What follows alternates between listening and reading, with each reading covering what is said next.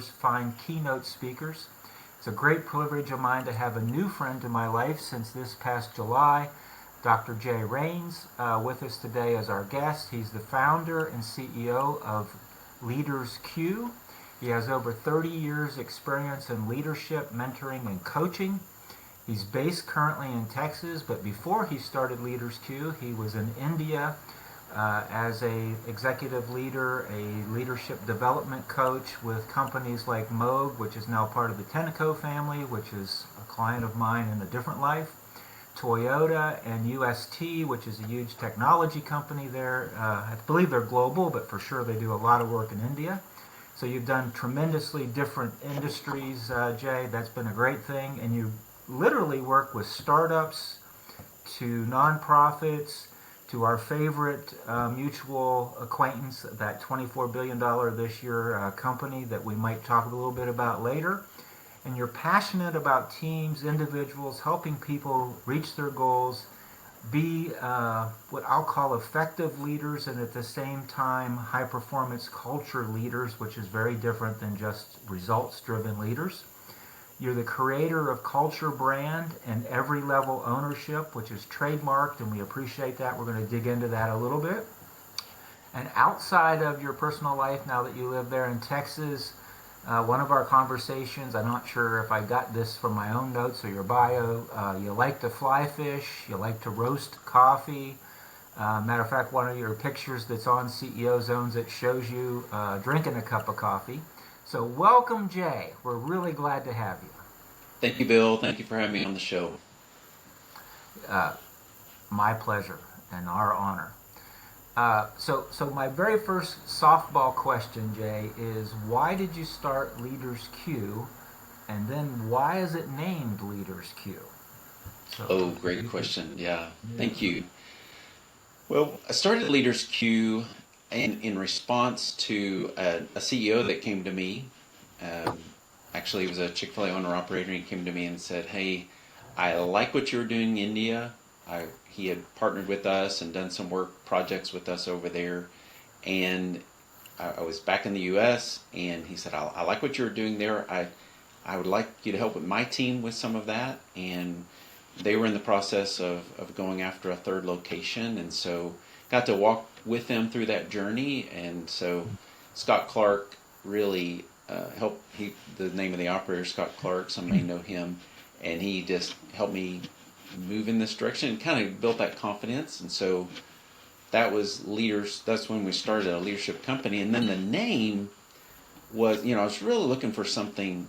That was back when .coms were becoming those .coms were getting really long, and I was looking for something short, and I wanted the word leader in it, and I realized that Q had so much meaning to it so we've been able to use that Q to mean a lot of different things, from a line of leaders like a queue, or a cue like in a play where you might need your next, when to say your line. So different applications of the idea of cue, questions, quality. So it became our way to introduce ourselves to the world.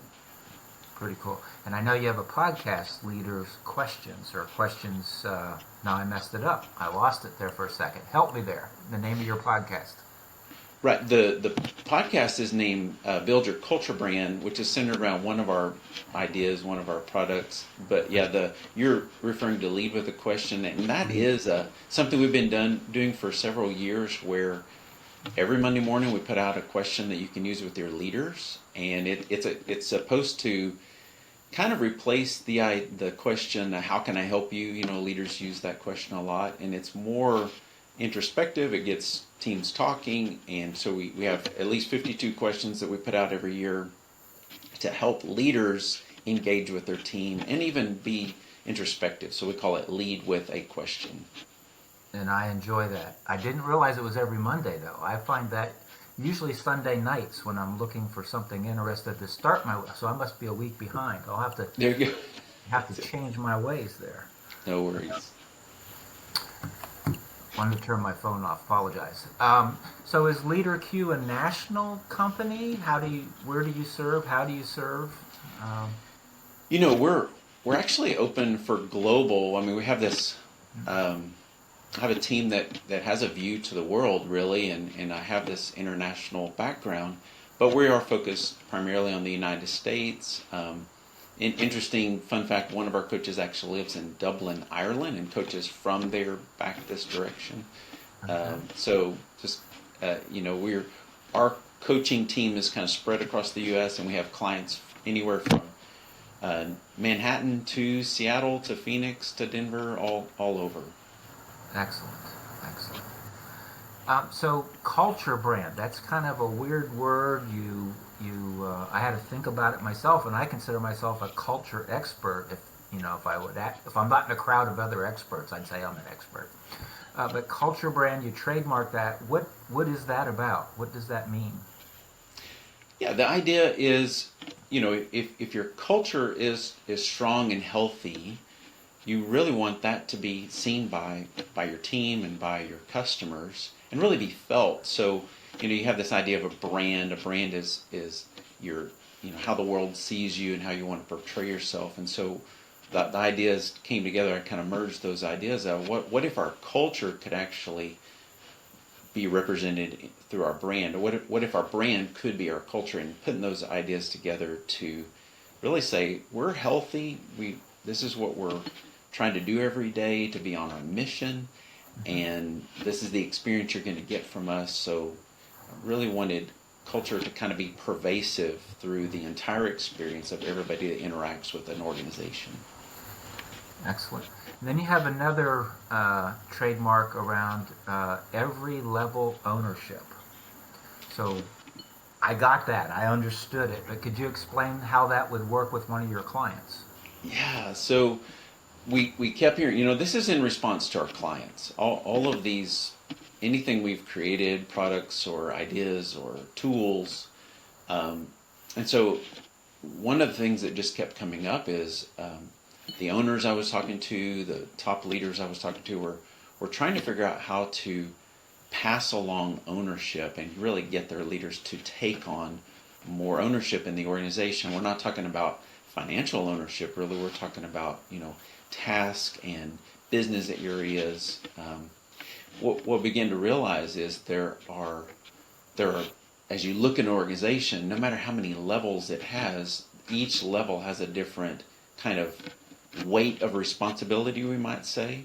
And so, or the weight of responsibility is different or pointed in a different direction depending on the level of the organization. And so we wanted to help teams look at the organization and say, what kind of ownership do we need at this level, and how do we measure that? So we've developed at least 13 tools that are in the every level ownership ecosystem there that help guide that, help you analyze, help you think about how do we get someone from this level to that level, or how do we help the person succeed at the level they're at, or should we promote this person to the next level? Are they showing the kind of ownership we need ahead of time before we put them in that new, heavier responsibility? So we call it every level ownership, just to make it a package and people can understand what we're aiming for.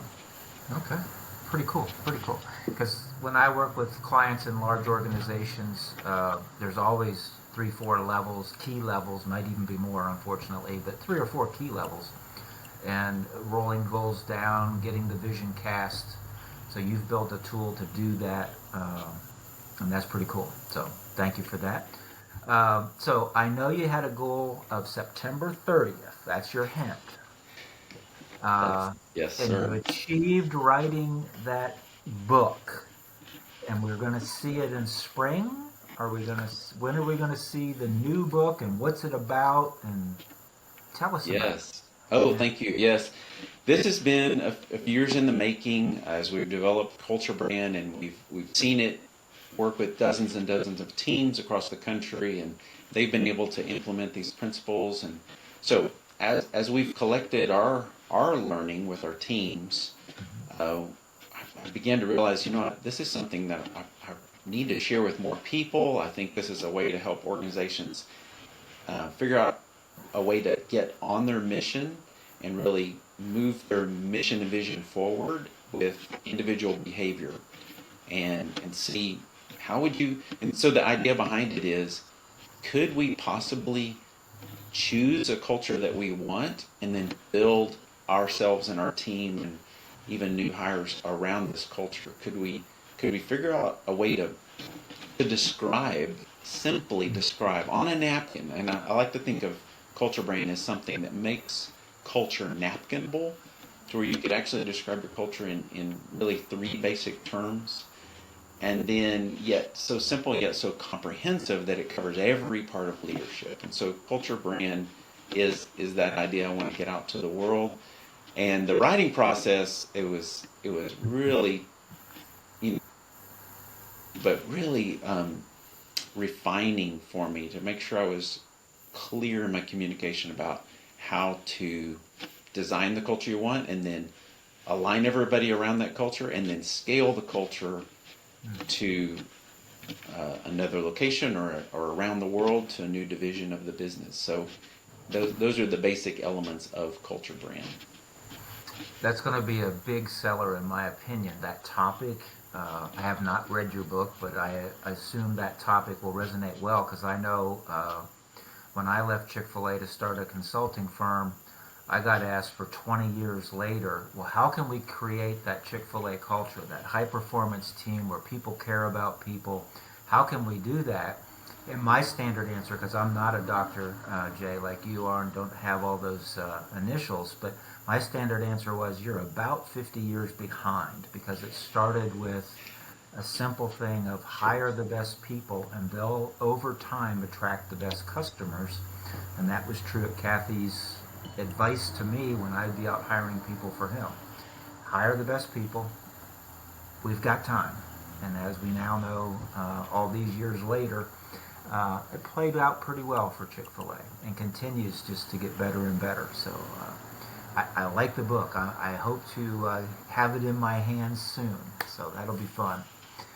What are some key principles you would teach, not to the executive suite, but that really important, what I call the point of execution? I'm not sure, the person that's either interacting with the quality of the product or the person that's interacting direct cut to the consumer, I call the point of execution. What would be effective leadership for somebody at that level?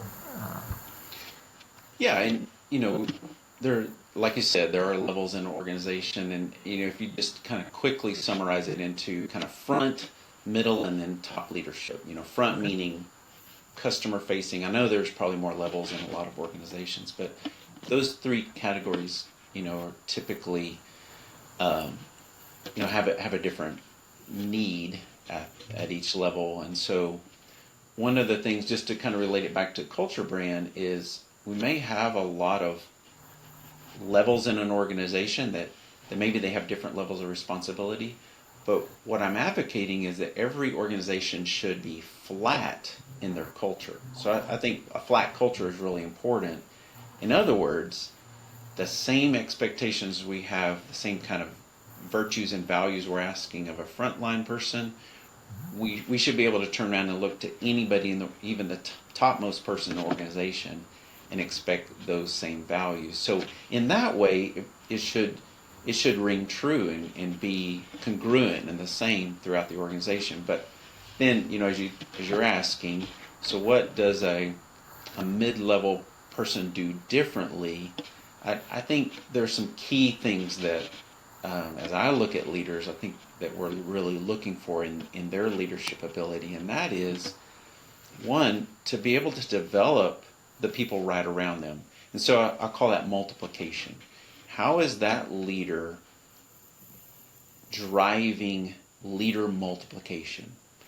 And so that takes a skill level. That takes some awareness on the part of that leader to even think in those terms. A lot of times someone gets promoted into a position and they take on, they're responsible, that's why they got the position. But sometimes they take it so far they do all the things, right? And they're not really developing someone beside them to also help in the effort. And so out of a good nature, a desire to please, they're actually taking on too much and maybe working too hard and not working as smart. in developing leaders. So multiplication. Another one that we're noticing is intentionality. Did the growth in sales happen accidentally, or did you do it on purpose? And if you did it on purpose, can you describe how you did it on purpose? And even if it was accidental, can you analyze that and learn something from it so you can do it on purpose the next time? So this kind of intentionality is really important in that mid-level. I like that. So I'm thinking about your book, and I have not read it, so I might be off base here. But do you have a way to assess a culture? Okay, let's go there. So how would you assess a culture? Okay. So what we start with, and this is something you can do. This is where I start with an organization. Is we get out a whole bunch of Post-it notes, and I describe this in the book, and we begin writing down behaviors, good and bad, everything we can think of, like what does an organization need, especially our organization, what kind of behaviors are really not helpful, and we try to get that all out there, and then we sort them into 3 areas, and this becomes the basis of a culture brand. The 3 main areas are the old results and relationships. That's 2 of them. So you got kind of results behavior, how do we hit goals, how do we do excellence, how do we hold people accountable, and then on the other side, relationally, how do we collaborate, how do we encourage, how do we develop others. And so a lot of times we're torn between those 2, or we're trying to do both of those, and I've identified a 3rd one that I think helps with those 2, and that is a character piece of being coachable, and taking personal responsibility. And these things are built into that character part. So what we do is we help them design how they want their entire organization to operate in those 3 spheres. And then how do they then converge? And so the assessment part of what you're asking is looking at the organization, and you may look at it and realize, oh, you know what? Our team tends to be very results oriented, and maybe we take a lot of personal responsibility, but wow, we're just not that great at developing others. We have information silos. Let's work on that. Or maybe it's a highly relational organization, and they're missing their targets. So it gives them a way to really assess where do we need to kind of develop our team, or add some hires in some areas, or increase accountability. So just that triangulation of those 3 areas is a really fast assessment. But then we have a lot of depth, because we have 9 competencies that we've identified in those 3 areas, 3 each, that we're looking for. And then it gives us an opportunity to coach a person of, wow, you're great at these 3, 4, 5 areas. Could we have some more from you in these other few areas? Because that's going to be necessary for your role. So I'm going to go a little deeper here. Okay. The results and the outcomes to me is a bucket. Encouraging, developing others, leaders developing leaders is a bucket. The character bucket, I would struggle. When you do that assessment, that must be the hardest to change, or how do you? Because character is not. I don't know. That out of my mind, that's the 3rd bucket would be the hardest to change. To have an organization, if they've got bad character, bad leadership, we can think of some CEOs that have failed, like an Enron or somebody, where it was bad character from the top to the bottom, and it took a long time to find out, but it collapsed, right? And Enron's been written up so many times that just came to mind. But how would you move the organizational character metric in the right direction, or what? How do you do that? I would have no clue how to think about that. That's so good. Our mutual organization, Yeah. Chick-fil-A, one of the things that I've noticed in working with some of the local Chick-fil-A owner operators, is they've been shown, and it's been proven over time, that we hire for character, we train for skill. And Yep. so there is that kind of initial, it may be that we're low on character because that's what we've selected? Okay, so that is a good question to ask. Have we just not made that a priority? But I think what you're asking is, can we move the needle with the people that we have? Can we move the needle on character? And so one big area Because I could is see where a company not like Chick-fil-A, right? right. If they've got a character problem, and now let's say a new CEO came in, uh, one of the companies you worked with in India, I work with on a global level. Okay, the parent company of that one Yeah. company. Uh, the new leader comes in, who's my past client many times, and he says, "Oh, we got a character problem," and he would typically pull out the proverbial gun and shoot the bad actors, which is a character problem in his own right, uh, and not even try to train to that. So moving it out of the Chick-fil-A world, how would you go down that path? Because I could see where Chick-fil-A would want to give you more patience, and really part of their stewardship goal and their stewardship mission would be, let's work on that person's character and have them become better part of our team. Other organizations would not do that. So how would you get kind of in the middle and move that character scale?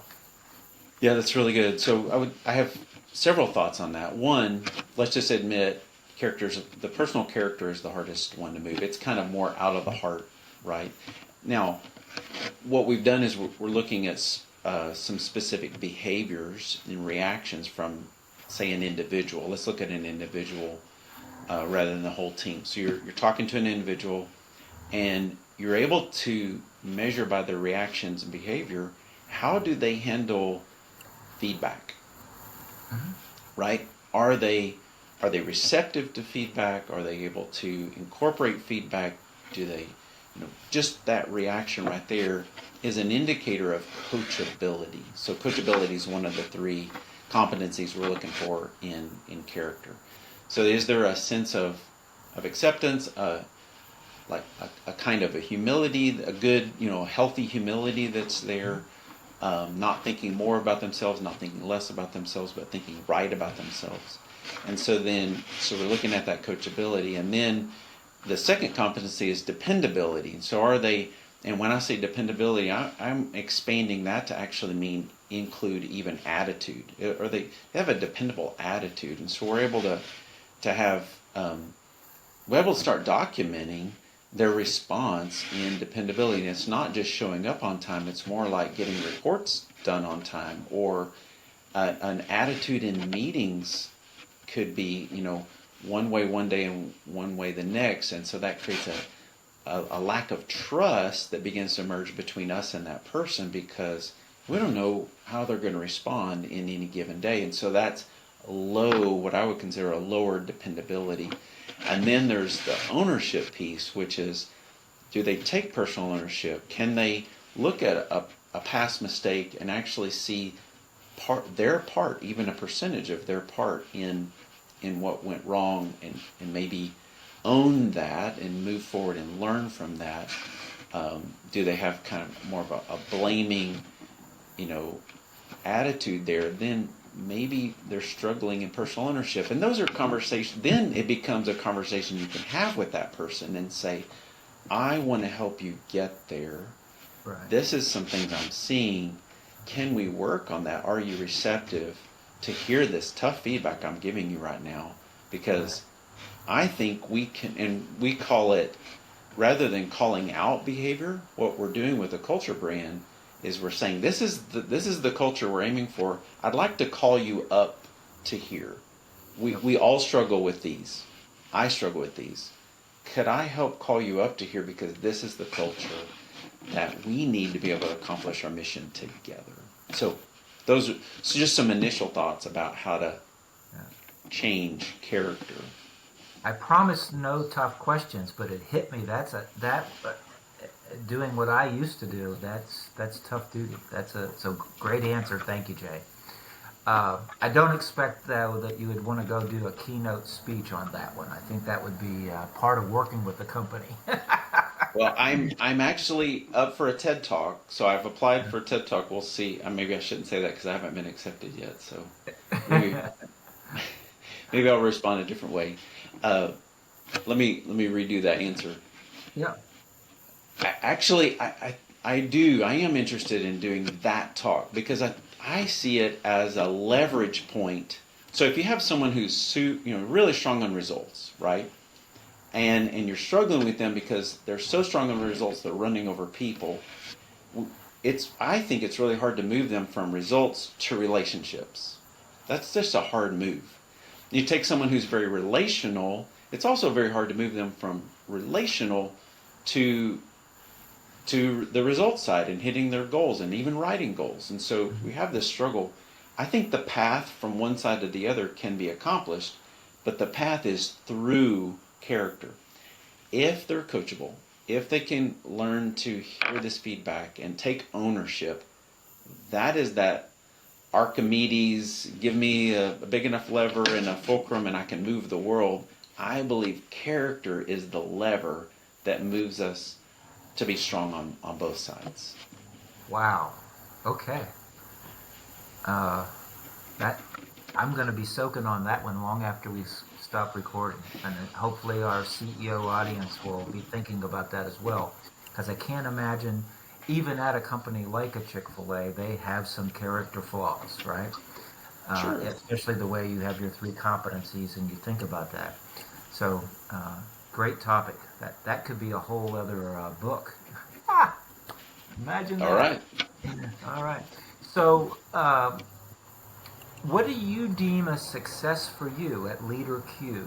What is, like, we're at the end of 24. We're ready to get through Merry Christmas, by the way. We're about to enter into 25. What's success next year look like?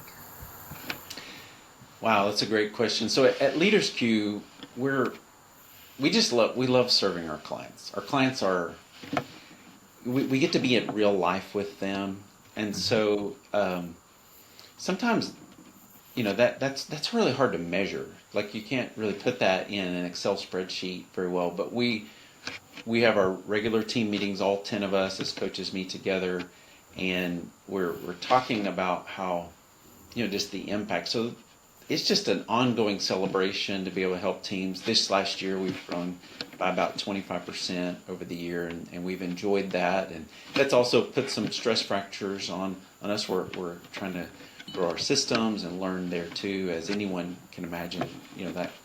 That always puts stress fractures when you have that kind of growth. And so to probably stay on that trajectory would be, I think, a great success marker for us to just keep serving our clients. They talk about us, and other people hear about us, and all of that growth has really been referral growth over the last 7.5 years that we've been in business. So I find that to be a lot of fun. We get to serve people in a very personal way, and so to be involved in people's lives to me is the greatest success, and see them win in their missions. Okay. So as a keynote speaker, we'll bring it back to Meet the Speaker series here for our audience, those CEOs, business owners looking for a keynote speaker.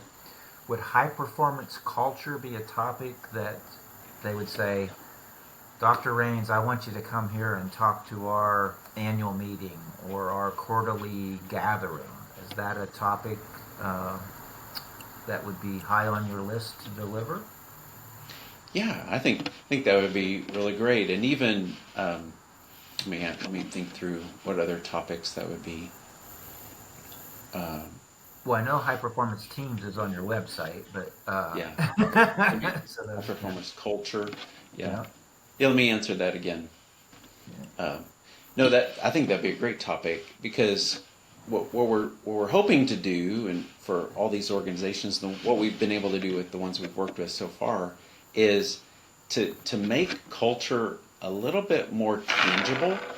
Culture just seems squishy, and we know that culture is more than having a ping pong table and pizza for the team. Culture is about how do we perform? How do we perform together? And so that topic, there's so many different directions that I could go with that for an organization. So I'd want to hear, where are the the pain points for an organization, and let's tailor that talk right into that pain point. But then zoom out and say, you know what, culture can be navigable. It can be really simple, just as well. Like we can go really deep on these three wells, and it can be comprehensive also for your culture. Excellent.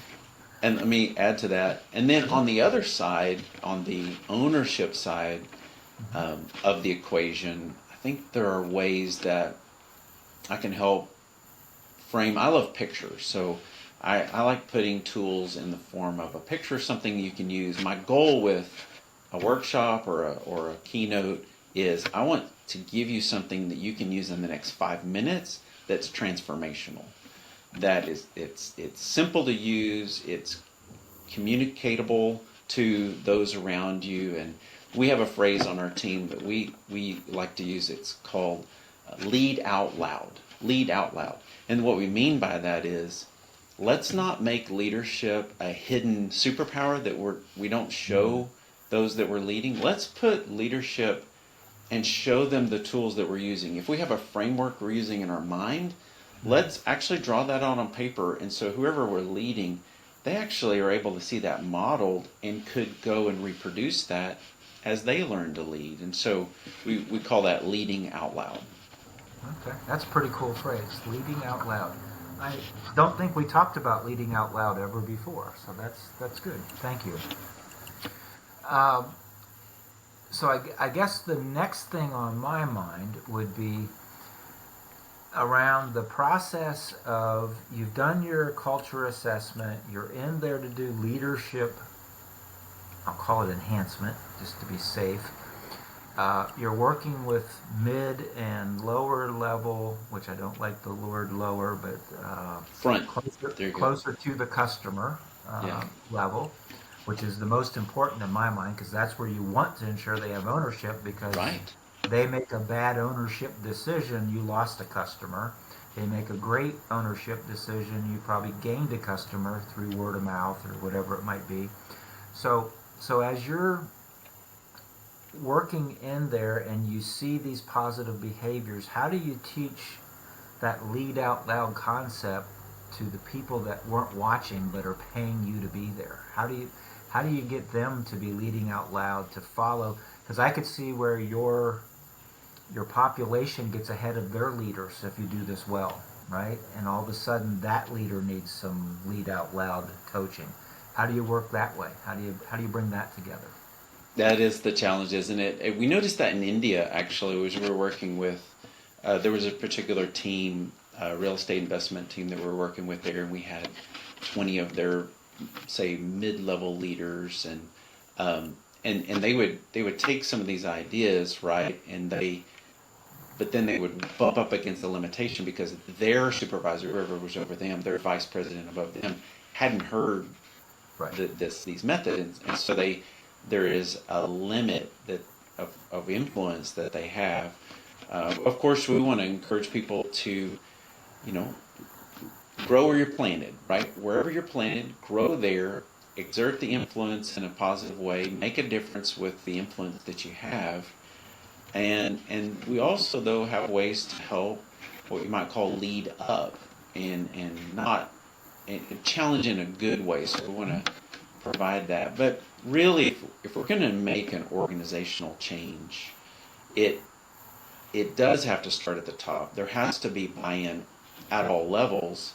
And really, for it to be at all levels, it has to start at the top. So it's really difficult to come in the middle and change a whole organization. So typically what our approach is to come in, with that organization, with the topmost leaders, make sure there's buy-in, make sure they understand what we're trying to do. And then so we might coach, we'll have a team of coaches, we'll go in and provide monthly coaching, group and individual coaching for that team, say 1 or 2 levels deep. And in that process, we're trying to equip them to then drive it another 1 or 2 levels, hopefully all the way to the front. That moving it to the front does take time.